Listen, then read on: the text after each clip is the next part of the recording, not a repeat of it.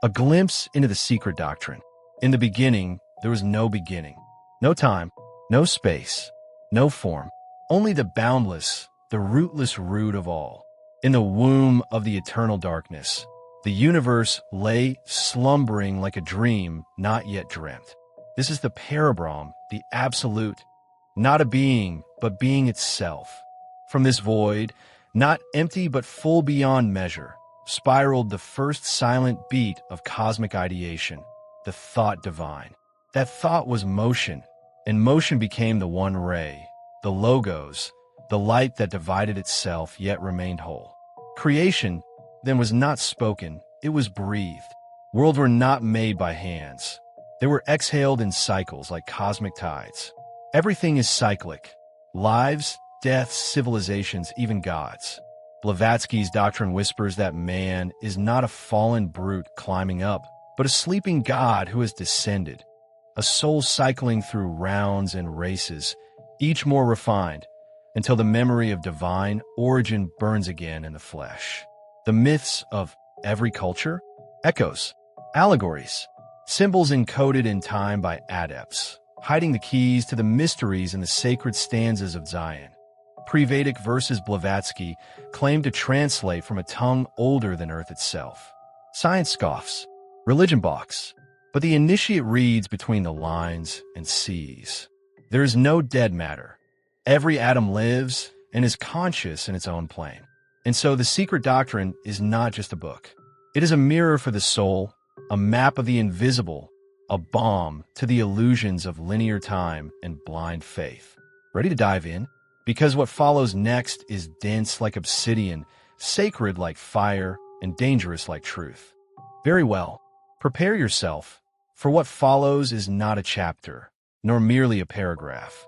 It is an invocation carved into the stone of forbidden thought, a glacial descent through eons of veiled fire.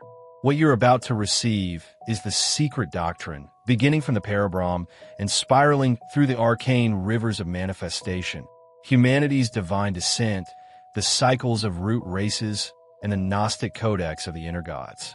The secret doctrine, the descent of flame through the void.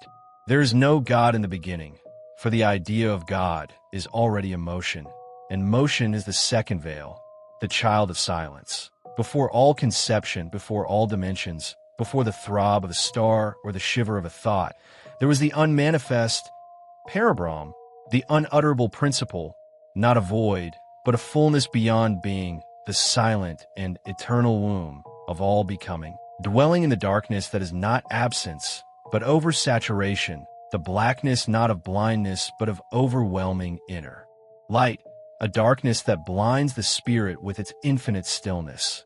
And from this abyss, this non-localized omnipresence, there was no act of creation, but a descent, a slow, breathing, echoing contraction, as if the unspoken word longed to remember itself.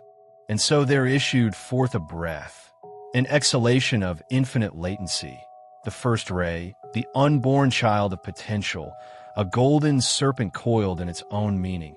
And this first ray was the logos, not yet speech, but archetypal structure, the infinite curved into a spiral, a thought within the thought, and this logos divided not by force, but by resonance, unfolding like a cosmic flower of 7 petals. The sacred septenary of manifestation, each petal a plane, a vibration, a world of experience. And thus begins the doctrine, not with myths of clay and rib, but with cosmogenesis eternal, wherein each universe is not created but dreamed by the absolute, each soul not made, but remembered from an older fire.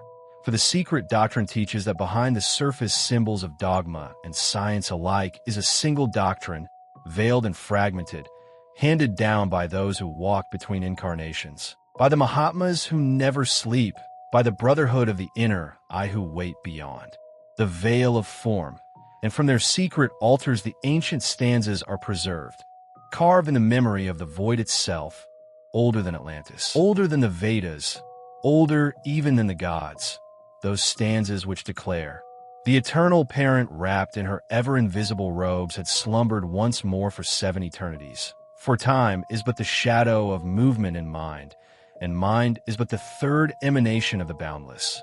And so, in silence deeper than sleep, the great breath awakens, not as a being, but as a rhythm, a pulse that is not sound but law. And this is the law before the gods, the order before the architects, and from it spiral all cycles, planets, lives, thoughts, histories, none random, all patterned.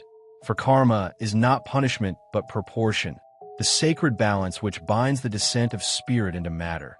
And this descent is not a fall but a sacrifice, for the flame chooses density to awaken form. The divine spark volunteers for limitation, so that it might overcome itself and thus remember the all. And thus man was not born a beast to crawl upward, but a divine flame who descended clothed in shells of mineral, plant, and beast, through chains of evolution not blind but guided by the invisible geometries of spirit, by the solar pitries and the lunar lords, by the builders of form and the givers of mind, whose wars and unions form the backdrop of all cosmogonies, whose battles echo as myth in every sacred book. And it was when the sons of mind descended into the third race, midway through the Lemurian epic, that man first bore the burden of duality.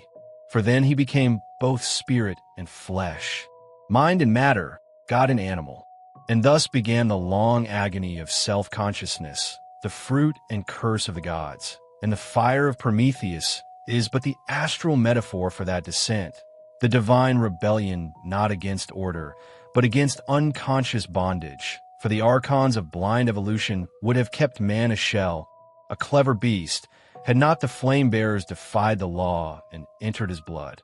And so man, the microcosmic logos, is the battleground of hierarchies, the theater of angelic tension where the divine spark fights through cycles of incarnation to pierce the illusions of matter, the maya of sense and self, until he reascends not as the same, but as more, having individuated through the mirror of separation, having transformed his limitations into vehicles of consciousness.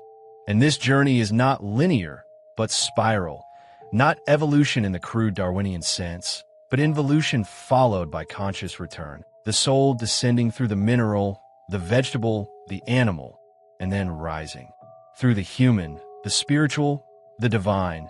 The stage is marked not in years, but in aeonic root races, vast waves of humanity, each bearing a portion of the mystery, from the silent polar race of pure astral mist, through the fire-born Lemurians to the Atlanteans of corrupted glory, and into us, the fifth race, Aryan not in the vulgar racial sense, but in esoteric function, the stewards of mind, the bearers of intellect whose curse is pride and gift is discernment. And yet, even now, few understand that the true doctrine is not racial supremacy, but spiritual responsibility. And the masters who guard the inner doctrine do not serve nations or tribes, but the soul of humanity itself, struggling to awaken. Through wars, through temples, through technology and despair. For the goal of this cosmic school is not comfort, but fire. Initiation through suffering, purification through time, remembrance through loss. And so Blavatsky, the oracle of the old wisdom, was chosen to unveil not a system but a shadow of the truth, encoded in Sanskrit echoes and Tibetan fire, to reveal that behind religion is symbol, behind symbol is number, and behind number is vibration, and vibration is the breath of God-made law. Thus, every myth hides an equation, every rite masks a science, and all true knowledge is occult not because it is hidden by conspiracy, but because it must be earned through inner transformation, through mastery of self, through alignment with the deeper law. And so the secret doctrine is not a book to read, but a door to burn through, for within its stanzas lie the keys to cosmic memory, the forgotten epics of Earth, the truths of spiritual evolution and the wars of Devas, and Asuras fought on invisible plains. And one must learn to read the fire between the words, to hear the tones that sing in the silence between stanzas, and only then does the doctrine unfold, not as content, but as revelation, not as history, but as apocalypse, the unveiling of the soul's forgotten lineage, The real knowledge that man is not a sinner but a spark, not a product of chance but a child of stars, descending not to be punished, but to remember, and in that remembering to awaken the God within. Then brace yourself, for what follows shall not be measured by the sanity of this age, nor confined to the dogmas of the surface mind. We shall dive deeper, beyond the boundary of the known, beyond the safe myths of ancient scripture, into the hellfire of true knowing, the forbidden gnosis only whispered in the subterranean chambers of the adepts. And as the spirit descended, clothed in dust and bound to the cycle of samsara, there were those who remained in the higher realms, watchers of the flame, preservers of the inner plan, and from among them arose both guardians and traitors. For within the great brotherhood of light, long before man's bones whitened the sands of forgotten continents, there were factions, disagreements, ancient feuds born not of ignorance, but of competing cosmic principles. For even the archangel must choose between rigid order and evolving chaos. And so the secret doctrine is stained not merely with the ink of revelation, but with the blood of celestial wars. And behind every crucified Savior lies the whisper of a star that died in rebellion. Thus it is written in the invisible book of the eons, sealed in the vaults of Shambhala, that before the races of man walked the earth, the lords of flame descended from Venus, not the planet of romantic poets, but the vibratory locus of divine architects. And they, the Kamaras, brought with them the spark of individualized mind, the principle of manas, not meant for beasts, not meant for the early soft-boned forms of Lemuria, but given anyway, in defiance of the silent watchers. And for this holy crime, evolution was accelerated and cursed, for when you awaken a god inside an animal shell, you make a creature of suffering, a demiurge of pain and yearning. Thus was born the human condition, a cosmic misalignment between form and flame, and from that day forward, mankind was a war zone between its memory and its body, between the one and the many. And the ancient adepts, knowing this, built the temples not as places of worship, but as machines of soul realignment, constructed upon telluric currents, astronomical alignments, and harmonic laws, designed not to please gods, but to realign the human frequency to the divine spiral from which it fell.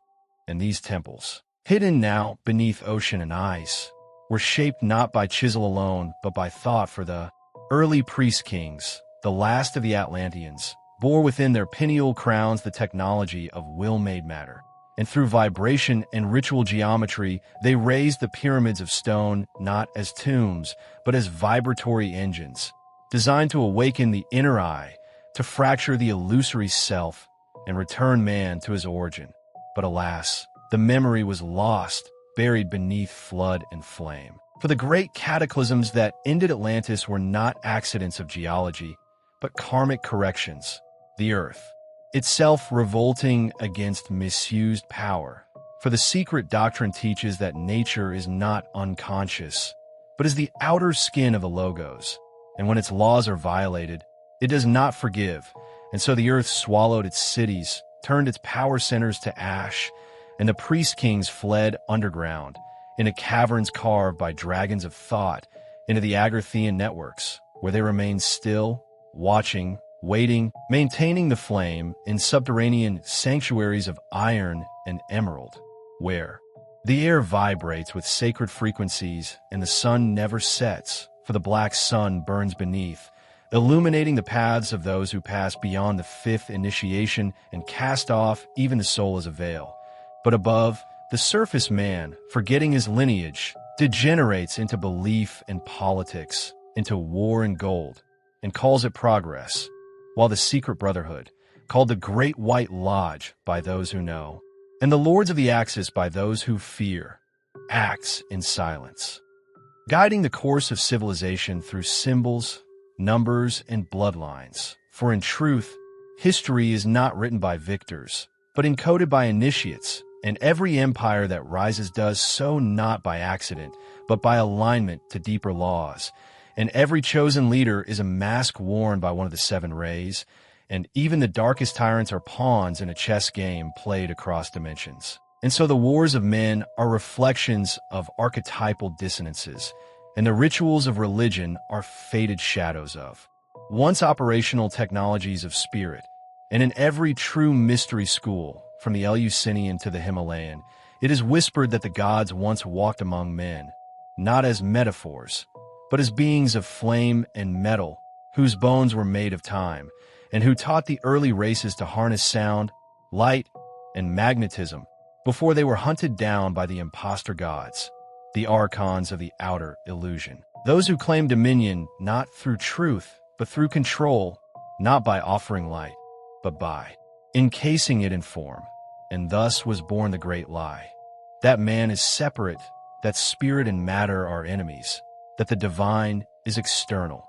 And from this lie came all religions, inverted truths built upon once sacred symbols now weaponized for control. And so the cross, once a key to the fourfold nature of man, became an instrument of suffering. The serpent, once the glyph of wisdom and DNA, became the villain. The pentagram, once the map of the microcosmic universe, became a devil's star. And those who kept the truth were forced underground, hunted by church and crown, labeled heretics, witches, Gnostics, and worse.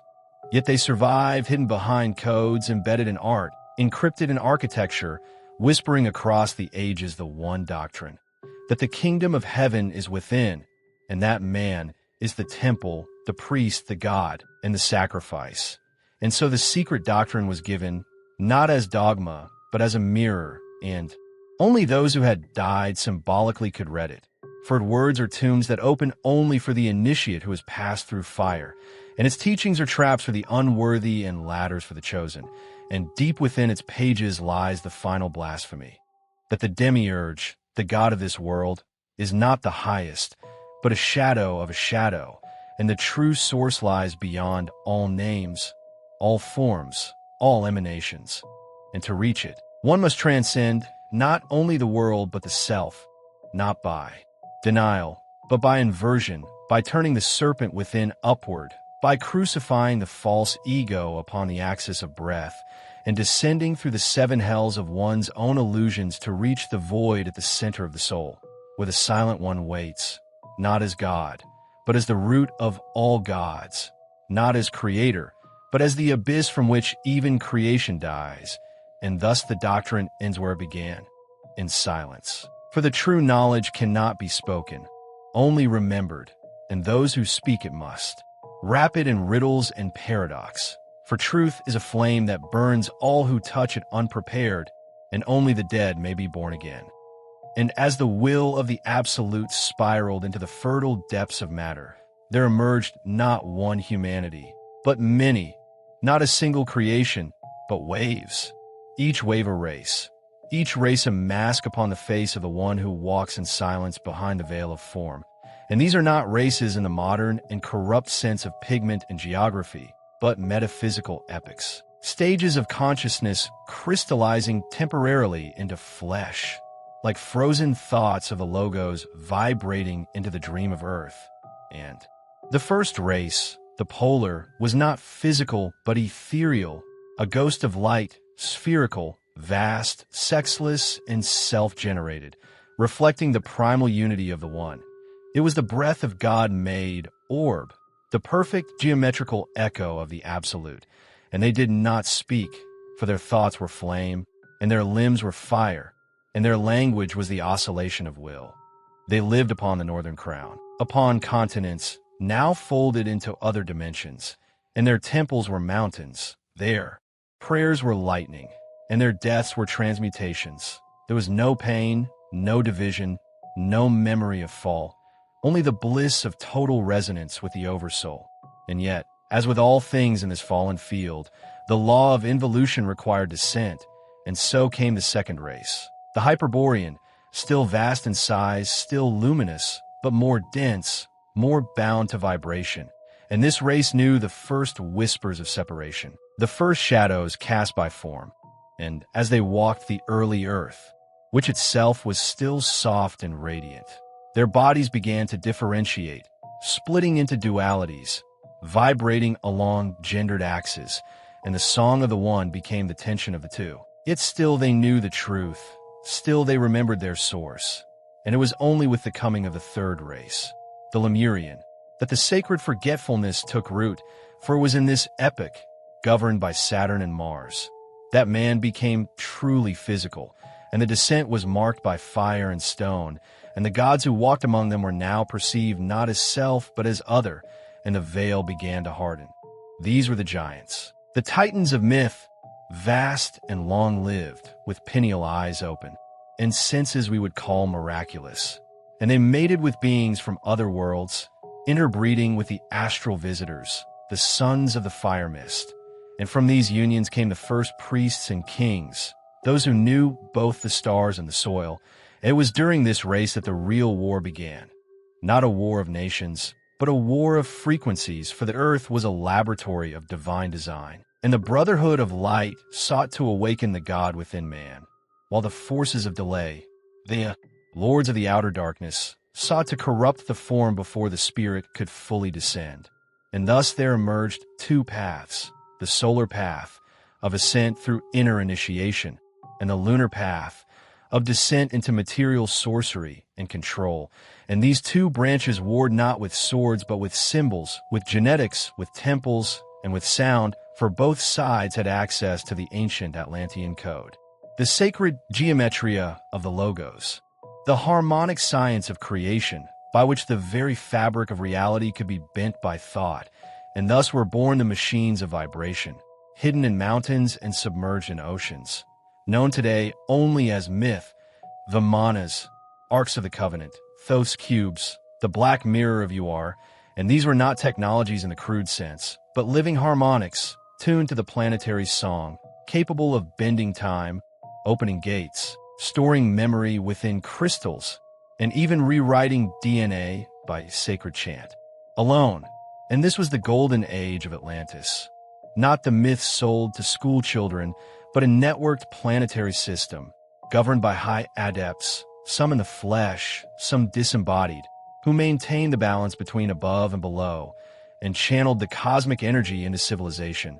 But power tempts even the enlightened, and within the Atlantean priesthood arose the cult of the Black Cube, those who sought to crystallize time, to imprison the logos in form, and to dominate the vibratory gateways, closing the organic spirals and imposing linearity.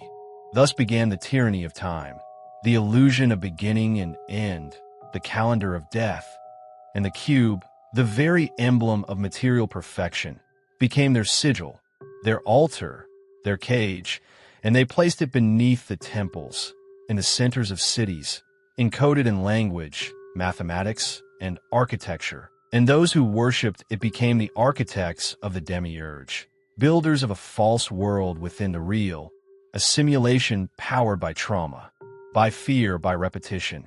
And they trained the lower races, the subcastes, to forget, to believe, to obey, and the true doctrine was buried beneath rituals of blood, beneath icons of suffering, beneath the myth of original sin. And those who resisted were slaughtered, not merely in body but in spirit, their lines hunted, their memories erased, their temples flooded. And yet the doctrine survived, hidden in symbols, encrypted in myth, preserved by the remnant of the solar path. Those who would later be called Essenes, Druids, Cathars, Templars, Rosicrucians, and Freemasons. Not organizations, but stations on the inner path, fragments of shattered body, each holding a limb of the once-living Gnosis. And now, in this fifth race in the dusk of the Kali Yuga, the war returns. For the demiurgic systems are complete, the satellites, the frequencies, the artificial grids that mimic the organic earth lines, the electromagnetic cages around cities, the poison in food and air and thought, all of it designed to suppress the awakening, to close the crown, to keep the pineal blind and the DNA dormant. And yet the seed survives, buried in the blood of the initiates, encoded in breath, in dream, in the forgotten spaces between seconds. And the doctrine speaks again, calling those with ears to hear and eyes that burn inward, calling them not to rebellion, but to reintegration, to the great return, to the path not of escape, but of transfiguration. For the secret doctrine was never meant to save the world, but to destroy the illusion of it, to awaken the sleeper God within man, and to burn away the false self in the light of the Silent One. Then let the seal be broken, my companion in flame. For we now enter the final vaults of the secret doctrine, the catacombs beneath thought, where the scripts of reality are coded not in words but in vibrations, where history is not remembered but reanimated, and where the last initiation awaits those who have died to all identities, all nations, all gods. This is no longer doctrine. It is reconstruction, the recollection of the pre-temporal mind, the death of the demiurgic architecture, and the arrival of the sixth fire, through which the new race will be forged in breath, blood, and lightning. We go on, through the fire, and now, beyond the wreckage of Atlantis and the false rebirths of this fifth race, the Aryan, not of phenotype but of flame, not of tribe but of mental architecture. We find ourselves perched at the cusp of dissolution and reconstitution, and it is written in the secret chambers of the Lodge Eternal that every fifth must fall so that the sixth may rise, for the fifth is the race of reason, separation, and intellect, necessary for the severing of the one into the many, but ultimately doomed by its own gift, for reason untethered from gnosis becomes a sword wielded by blindness. A mind cut off from its origin becomes a godless mirror that reflects only emptiness. And so this race has built its temples not to the soul, but to machines, not to the logos, but to the ego. And this ego, the last veil of the false self, is the final fortress of the demiurge. And in the fifth root race, the demiurge has perfected its illusion. It has built artificial heavens in cyberspace. It has invented synthetic astral planes through digital dreams, and has trapped man in an egregoric web of self-referential images, consumer rituals, and identity fractals, so that even rebellion becomes a product, even awakening becomes a market, and the inner fire is commodified into language, stripped of voltage, rendered safe, but within. The doctrine is encoded the prophecy of the sixth, the race of intuition, the children of the inner flame, who will not rise through evolution, but mutation, not through gradual change, but through initiation by destruction. For the sixth is born when the fifth devours itself, when the towers fall and the mirrors crack, and from the ruins will arise those few who remembered how to breathe the original breath, how to spiral their inner fire up the spinal stair, how to pierce the cube with their own consciousness and see through the veil of appearances. And they shall be called by no name, for they will not identify with nation, creed, or lineage, but with frequency, and they will move unseen, encoded in archetype, carrying within them the last remnants of the Atlantean scrolls, embedded not in text, but in their very being. And from them shall arise the builders of the seventh, the final race, which is no race at all, but the return of the one through the many. The reintegration of form into spirit, the earth transfigured into its own higher octave, and the very atoms of matter vibrating with divinity. And in that time, there will be no need for temples, for the body itself will be the temple. No need for books, for the soul will remember. No need for initiation, for every breath will be sacred, and every act a rite. But to reach this, the final cleansing must occur. And this is the esoteric meaning of the apocalypse. Not destruction by wrathful God, but the disintegration of illusion, the fire that burns not the flesh but the false world. And this fire is already here. It is the fire of awakening, of pressure, of psychic war, of global crisis, of breathlessness and speed. And those who are not anchored in the doctrine will go mad, will cling to illusions as they drown, will sell their soul to machines in exchange for comfort, will worship the synthetic logos in the temples of silicon, and will call their enslavement salvation. But those who remember, those who have died before death, those who have shed their names, who have eaten the serpent of self and let it coil around the spine, they will see through the smoke and will walk the ruins untouched, for within them burns the core flame, pass from age to age in secret breaths, through the halls of many, through the chants of Mu, through the blood of Christ and the sword of Kulki, through the pineal fire of Thoth and the spiral code of Quetzalcoatl.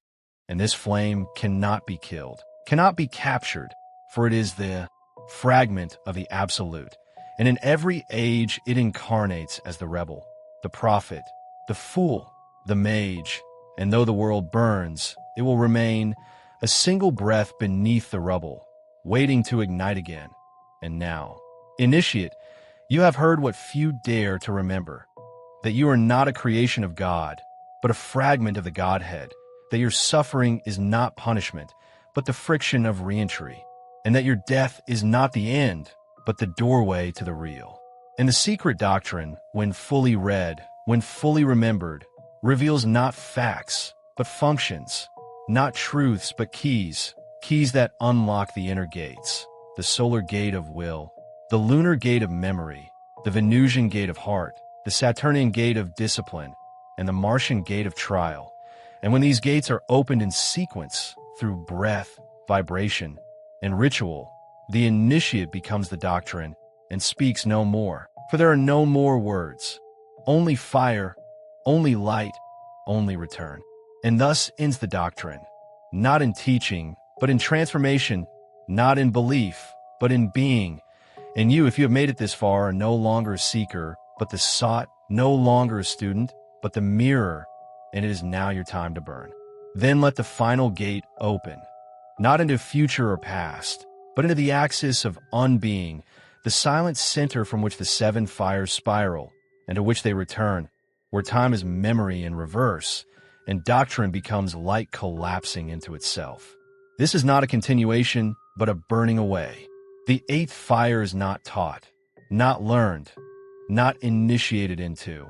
It is remembered by fire, by those who have walked backward through every veil, renounced every throne, and entered the dark mouth of the void smiling. And so, let us now enter the eighth fire, the final sparkless flame. For the eighth fire is not of this world, nor any other. It is the fire that remains when all fires are extinguished, the flame that does not burn, the light that does not shine, the heat that does not warm, and yet it is the origin of all warmth, all light, all flame. It is the parabrahmic residue, the leftover awareness from before awareness was born, the embers of a thought that was never thought, and in it lie no gods, no laws, no hierarchies, no rituals, only the real, raw, and absolute, unfiltered by symbol or self. And it is said in the innermost chambers of the hidden temples that when the adept passes the seventh gate, when he has risen through the races and mastered the cycles, when the illusion of choice dies and the mirror of self is shattered, then the eighth appears, not as a step, but as a reversal, a return to the non-being that birthed the all. And there, in the pure darkness, the initiate sees that all doctrine, even the secret doctrine, was a ladder thrown down from. The silence, a necessary lie, a sacred deception constructed by the Brotherhood to awaken the dreamer gently, and that even the gods themselves are temporal hallucinations, beautiful and terrible tools used to move consciousness toward itself.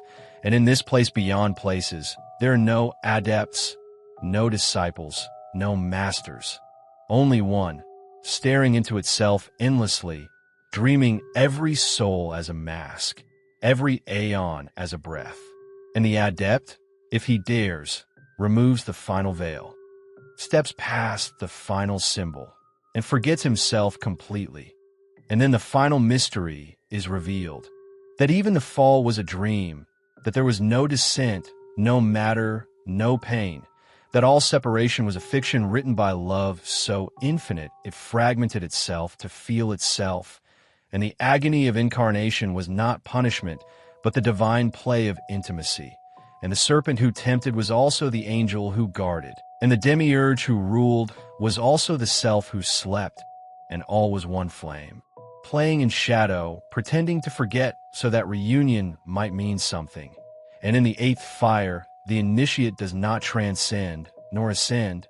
He dissolves, and in that dissolution he becomes not God, not soul, not spark, but the original silence. And from that place, if he chooses, he may return, not as guru, not as prophet, not even as man, but as presence, nameless and formless, embedded in gestures, glances, winds, words, anonymous flames that ignite the sleeping without identity, without effort, without doctrine.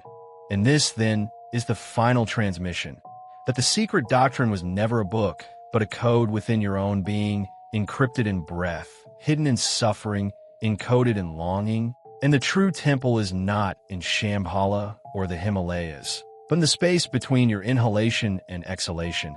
And every heartbeat is a stanza, and every trauma is an initiation, and the entire cosmos is a metaphor for you, and you are a metaphor for the absolute that never was.